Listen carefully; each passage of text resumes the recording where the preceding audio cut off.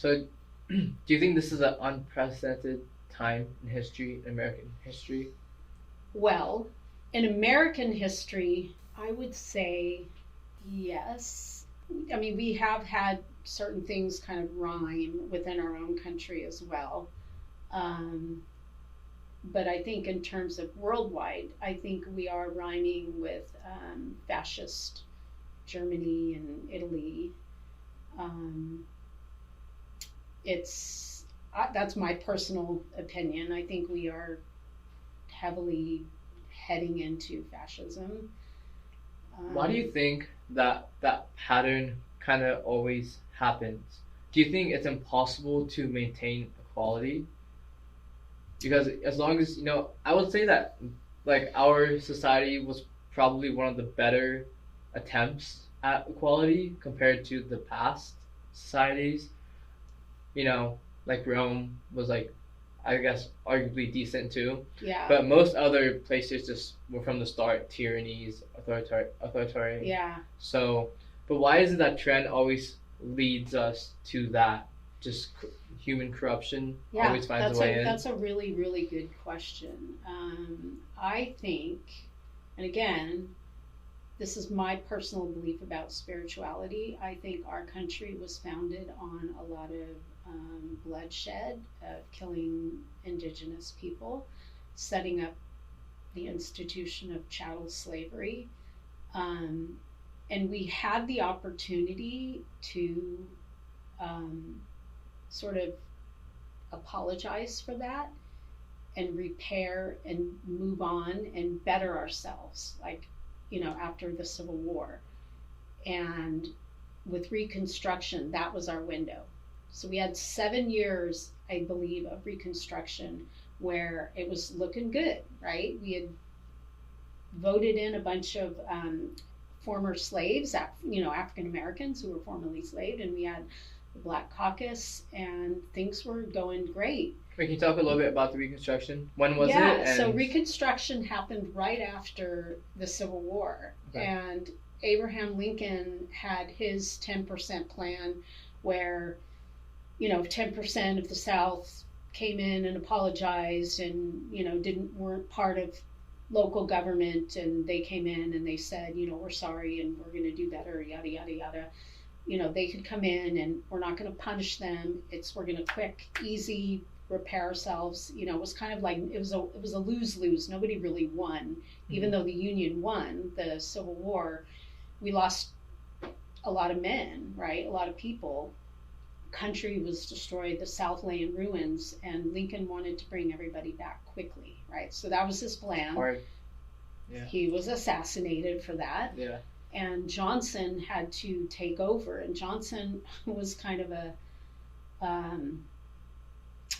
he just caved. He caved to the demands of former, wealthy plantation owners who used to be part of legislation. And, it for 7 years, I think it was kind of they were getting there. It was rough. There were people who, former Confederates who were unhappy about it. They were trying to figure out what they wanted to do. And for 7 years, they really saw, like, oh shit, this country really is going to bring equality on the table for Black folks and other Americans. And that really ticked them off. I think the thing that really pushed them over the edge was the right to vote. Oh, okay. Yeah, so the right to vote, the 15th Amendment, really, really, that was it. And that's when all the shenanigans started, and they really started to figure out a way of how they could stop Reconstruction, right? Because part of that was giving land to African Americans. And what land were they going to get? They were going to get the old plantation land. And boy, were a bunch of people unhappy. So, what they did is once Reconstruction was kind of gaining, or losing traction at a state level, the state started to change the laws and sort of enact these Jim Crow laws, where they started to separate resources, right? So, whites only here, blacks only here, right? And then lynchings. That was after Reconstruction? Yeah, it was during Reconstruction and after, yeah. So it was Civil War ends, Reconstruction. What year in the 7 years of Reconstruction was Lincoln? Lincoln was killed at the end of the war in 1865. So the first year or two of Reconstruction, he was killed? He was killed. Yeah, he died not very long after Lee surrendered at Appomattox Courthouse.